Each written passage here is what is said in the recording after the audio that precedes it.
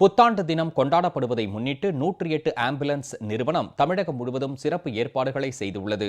சென்னையில் மக்கள் அதிகமாக கூடும் இடங்களில் அசம்பாவிதங்களை தவிர்க்கும் வகையில் பல்வேறு நடவடிக்கைகள் மேற்கொள்ளப்பட்டுள்ளன.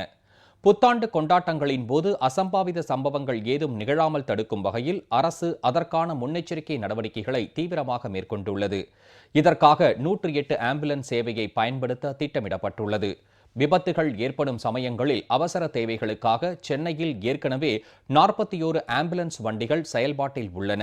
இந்த ஆண்டு மேலும் கூடுதலாக 16 புதிய ஆம்புலன்ஸ் வாகனங்களும், கடற்கரை மணலில் விரைந்து செல்லக்கூடிய சிறிய ரக 2 ஆம்புலன்ஸ்களும் செயல்பாட்டுக்கு கொண்டுவரப்பட்டுள்ளன.